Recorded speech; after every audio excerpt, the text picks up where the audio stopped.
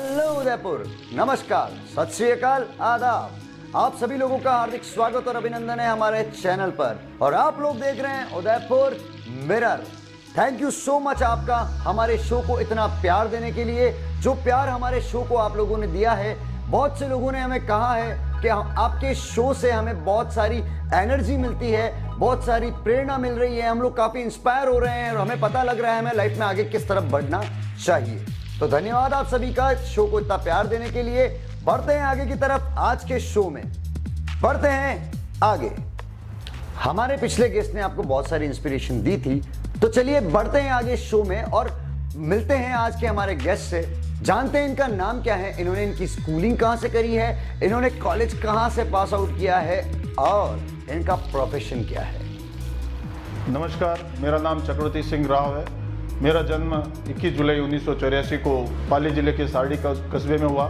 मैं मूलतः राजसमंद जिले के कोठेरा गांव से का निवासी हूं। मेरी प्रारंभिक शिक्षा मेरे ननियाल में हुई, जो सारडी के पास ही बिटवाड़ा गांव है। मैंने प्रारंभिक शिक्षा आदर्श विद्यालय सारडी से ग्रहण की। तदुपरांत विज्ञान महाविद्यालय उदयपुर MB कॉलेज से मैंने BSc उत्तीर्ण की। तदुपरांत विधि महाविद्यालय मोहनलाल सुगाड़िया से मैंने LLB की। फिर MHRM मैंने राजस्थान विद्यापीठ से की। वर्तमान में मैं विगत 15 वर्षों से वकालत के पेशे में जिला एवं सत्र न्यायालय उदयपुर में सेवारत हूँ। मोटिवेशन इंसान की जिंदगी में एक मधुमक्खी की तरह काम करता है। जिस तरह से मधुमक्खी एक फूल से दूसरे फूल पर जाकर बैठती है, पराग के कण बिखेरती है, उसी तरह से मोटिवेशन इंसान की जिंदगी में वो किरणें बिखेरता है जिनसे वो सक्सेस गेन करता है। तो चलिए इनसे पूछते हैं कि कौन सा मोटिवेशन था, कब मिला, कहां से मिला और कैसे मिला, जिसकी वजह से आज इतने सक्सेसफुल हो पाए। चूँकि मेरे पिताजी भी वकालत के पेशे से जुड़े हुए थे, बचपन से ही मुझे जो एडवोकेट्स की ड्रेस होती है वो मुझे अट्रैक्ट करती थी। जिस हिसाब से न्यूज़ में और समाज में जो अधिवक्ताओं की जो भूमिका रहती थी, एक सार्थक भूमिका, पॉजिटिव भूमिका रहती थी, उससे मैं आकर्षित हुआ। और बचपन से ही मैंने तय कर लिया था कि मैं बड़ा होकर वकील ही बनूंगा, ताकि मैं देश की और जनता की सेवा कर सकूं। मैं विगत 15 वर्षों से जिला एवं सत्र न्यायालय उदयपुर में विधि का व्यवसाय कर रहा हूं और वर्ष 2020 में अधिवक्ताओं और जनता के प्यार से मैं महासचिव पद पर निर्वाचित हुआ। अब तदुपरांत से मैं आज दिनांक तक मैं महासचिव पद पर लोगों की सेवा कर रहा हूँ। इंसान की लाइफ में हर्डल्स ना आए तो वो लड़ेगा किससे और जीतेगा कैसे।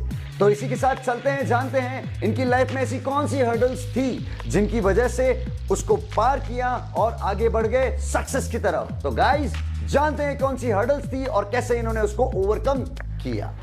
जब मैंने विधि का व्यवसाय प्रारंभ किया, चूँकि मेरे फादर भी एडवोकेट थे, तो लोगों की एक्सपेक्टेशन भी बहुत ज़्यादा थी कि एक फेमस लॉयर का बेटा आ रहा है, तो लोगों में ये एक्सपेक्टेशन होती थी। लेकिन थ्योरेटिकल नॉलेज और प्रैक्टिकल नॉलेज में आकाश पाताल का फर्क है। जब हम कोर्ट में जाते हैं तब जज जुडिशरी से कैसे बात करनी है, क्लाइंट से कैसे टैकल करना है, वो एक डिफरेंट पार्ट होता है। उस पार्ट को जब हमने फेस किया, धीरे धीरे लोगों के जब एक्सपेक्टेशन के आधार पर मेहनत करना प्रारंभ किया, लोगों में जो होता है कि कैसे प्रैक्टिकली नॉलेज में पढ़ना पड़ता है, काफ़ी सारी लेटेस्ट जो लॉ होता है उनको पढ़ना पड़ता है, जो ruling supreme court high court की जो रूलिंग होती है उनको कंटिन्यू पढ़ना पड़ता है। उसको कंटिन्यूस पढ़ते हुए एक मास्टरी करते हुए मैंने इस व्यवसाय में अपना 100% देने की कोशिश की। लोगों में ये भी था कि जब आप इस प्रोफेशन में उतरते हो तो काफ़ी समय तक आपको सीखना पड़ता है। एक लर्निंग फेज जो वकालत में होता है वो काफ़ी लंबा होता है। कोई भी व्यक्ति, कोई भी एडवोकेट ये नहीं कह सकता कि I am the 100% perfect lawyer.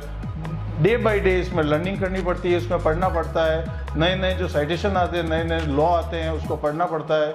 उसी प्रकार से आप इस एडवोकेसी में 100% दे पाते हो, क्योंकि कानून और एक केस की स्टोरी दोनों डिफरेंट चलती है। जो केस की स्टोरी होती है उस आधार पे उस कानून के जो फ़ायदा मिलता है, उस फ़ायदे के अनुसार अपने को 100% देकर उसके पैरवी करनी पड़ती है। इस पैरवी के आधार पर ही हम जान से ज़्यादा हम इसमें 100% देकर हम इसमें पूरा सहयोग करते हैं और हद से ज़्यादा हम मुकदमा जीतने की कोशिश करते हैं।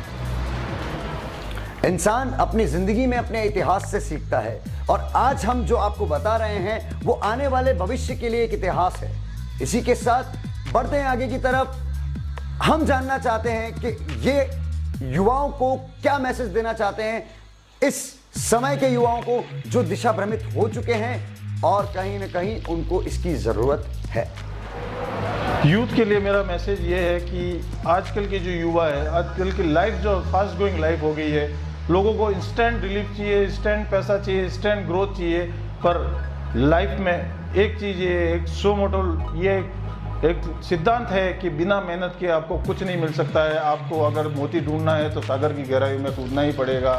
इसी प्रकार एडवोकेसी में भी अगर आप ये सोचें कि तुरंत ही हमें फेम मिल जाए, हमें वेल्थ मिल जाए, इट्स क्वाइट इम्पॉसिबल। आपको 100% देना होगा, आपको रेगुलर पढ़ना पड़ेगा, रेगुलर आपको केस स्टडी करनी पड़ेगी, जो फेमस केसेस हैं उनको आपको सुनना पड़ेगा, तब जाके आप एक आपने अचीव जो गोल है उसको अचीव कर पाएंगे। आजकल के जो युवा है काफ़ी आज जो स्पीड हो गए, जो आप डिप्रेशन के शिकार हो रहे हैं, हो सकते हैं ड्रग एडिक्ट हो रहे हैं या फिर अपने एम से भटक रहे हैं, उनको भी संदेश देना चाहिए कि धीरज बहुत ही ज़रूरी है। धैर्य के बिना आप कुछ भी हासिल नहीं कर सकते हैं। आपको अगर असफलताएं अपने को उस रॉबर्ट ब्रूस और मकड़ी की कहानी से सीखना शिक्षा लेनी चाहिए कि 100 बार गिरने के बाद भी आपको अपना प्रयत्न नहीं छोड़ना चाहिए। अंततः आप अपने गोल को अचीव कर पाएंगे। इंसान उसकी जिंदगी में इतिहास से सीखता है। आज हम आपके सामने वो इतिहास रख रहे हैं आने वाले समय का, जो भारत का भविष्य बनाएगा, उदयपुर का भविष्य बनाएगा। तो चलिए जानते हैं इनसे इनका सक्सेस मंत्र और गोल लाइफ का। सक्सेस मंत्र के लिए कोई भी व्यक्ति अपने इतिहास से ही सीखता है। जो फेमस पर्सनैलिटीज़ हुई है और आपके जो एक्सपीरियंस हुए हैं उसी से आधार पे इंसान अपने सक्सेस मंत्र को ग्रेसअप करता है। मैं Swami Vivekananda, Mahatma Gandhi ji, even the Adolf Hitler, Einstein, इन सब से भी जो फेमस पर्सनैलिटी हुए, उन्होंने अपने जीवन में जो जिस प्रकार से जीवन जिया है उससे अपने मैं सक्सेस मंत्र में कहना चाहता हूँ कि स्वामी विवेकानंद ने कहा था कि उठो और जागो और मेहनत करो जब तक अपना लक्ष्य को प्राप्त नहीं कर सके। गांधी जी ने जब कहा था कि first the people ignore you, then they laugh at you, then fight with you. It is the basic motto in our life कि कोई भी आपका अच्छा काम करते हैं तो लोग आप पे हंसते हैं, आपको इग्नोर करने की कोशिश करते हैं, अंततः वो आपसे लड़ते भी हैं, क्रिटिक्स भी करते हैं। लड़ने का मतलब है क्रिटिक्स करते हैं। इस क्रिटिक्स से ज़्यादा आप सीखो, आप अपनी मेहनत करो, आप अपने जो आप सवेरे उठकर, एक फेमस पर्सनैलिटी उसने कहा था कि शीशा जो कांच होता है वो कभी झूठ नहीं बोलता। आप सवेरे उठकर उस कांच से बात कीजिएगा, आज मुझे आज दिन भर में ये करना है, आज अपने को अच्छा काम ये करना है, और रात को जब सो तब उसी कांच से पूछो क्या अपने जीवन में आपने जो सुबह सोचा था उसको आपने करा, आपने 100% आपको दिया कि नहीं दिया। उससे आधार पर आप अपने एनालिसिस कर सकते हो। और इसी के आधार पर मैंने जो लोगों ने कहा कि नम्रता होनी चाहिए, एक फलदार पेड़ हमेशा झुका हुआ रहता है, इस आधार पर जो नम्रता होती है उसी से आदमी अपने जीवन की ऊंचाइयों को पाता है। आप सबसे मिलनसार रहिए। जो भी व्यक्ति कोई भी व्यक्ति सुबह गुस्से में भी आता है, कोई मजाक से भी आता है, उन सब से हंस से बात कीजिए, वही आपका व्यवहार आपको आगे पहुंचाएगा। और यही मैंने अपने जीवन में एक सिंपलिसिटी को अपनाकर सभी लोगों से एक रस समभाव होकर बातें करना, सबसे व्यवहार करना, इसी से लोगों से मुझे इतना प्यार मिला है। उनसे लोगों को भी मैं तहे दिल से मैं शुक्रगुजार हूँ। गोल की जब तक बात आती है, गोल छोटा सा गोल है। एक मनुष्य जीवन में कहते हैं, अपने पुराणों में कहा हुआ है कि मनुष्य जीवन बहुत ही दुर्लभ होता है। मेरा एक गोल यही है कि कोई भी व्यक्ति मेरे पास में आए, चाहे उसके पास में बड़ी से बड़ी परेशानी हो या छोटी से छोटी परेशानी हो, मैं उसका अपने 100% देते हुए उस परेशानी को दूर करने का प्रयत्न करूं और वह खुशी खुशी अपने और एक संतुष्टि के भाव लेकर अपने घर को जाए। यही मेरे जीवन का गोल है। न मुझे कोई राज की आशा है, न धन की आशा है। जो अपने कर्म है उस कर्म पे मैं करता रहूँ, ये मेरा गोल है। जब मोबाइल नहीं थे, एंड्रॉइड नहीं थे, व्हाट्सएप नहीं था, फेसबुक नहीं था, कोई सोशल मीडिया नहीं था, तब 4 लोग एक साथ बैठते थे और शेयर करते थे कुछ किस्से, अपनी जिंदगी के अपने देखे हुए, अपने समझे हुए। चलिए इनसे ही पूछते हैं इनकी जिंदगी का वो कौन सा किस्सा है जिस कैमरे के माध्यम से, इस उदयपुर मिरर के माध्यम से ये पूरी पब्लिक को शेयर करना चाहेंगे, जिससे पब्लिक को कोई इंस्पिरेशन मिल सके और उन्हें सुनाई दे। जब वकालत प्रारंभ की उसके कुछ ही वर्ष बाद में मुझे एक वकालत में क्लाइंट और एडवोकेट के बीच में काफ़ी पर्सनल बात होती है, कुछ वैसी बातें होती है, कोई फेमस शख्सियत भी आपसे मिलती है। मैं नाम नहीं लेना चाहता हूँ, ना मैं उसकी स्टोरी बताना चाहता हूँ। मैं एक छोटा सा किस्सा है। तो कुछ ही वर्ष हुए थे, तब एक मामला था। उस मामले में बेल का मामला था, बहुत ही टफ मामला था।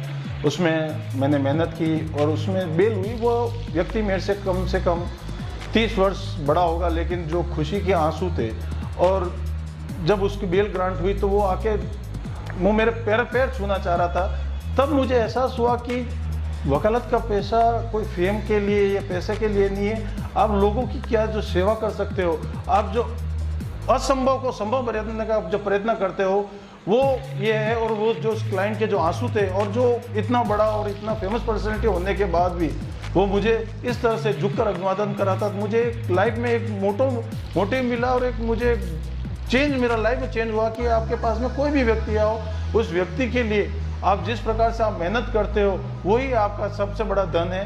और उसके बाद में मैंने केस कोई छोटा हो या बड़ा हो, या कोई भी पैसे वाले का हो या गरीब हो, मैंने उसी हर केस को उसी मेहनत से मैंने काम करना शुरू किया, और उसी का फल है कि आज लोगों का इतना प्यार मिल रहा है। गलतियाँ, माय गॉड, ये वो तितलियां हैं जो हर इंसान की जिंदगी में उड़ती रहती हैं, और जब हम इन्हें पकड़ लेते हैं तो ये मर जाती हैं। उसी तितली की तरह जब हम किसी तितली को लाइव पकड़ लेते हैं, उसी तरह से अगर हम हमारी गलती को पकड़ लेते हैं तो गलतियां खत्म हो जाती है, यानी कि वो मर जाती हैं। तो ऐसी कौन सी गलती है, जानना चाहेंगे इनसे, जो ये सुधारना चाहते हैं या ये सुधार चुके हैं। मैं मेरे बर्थडे पे हर साल कभी अंध विद्यालय है, कभी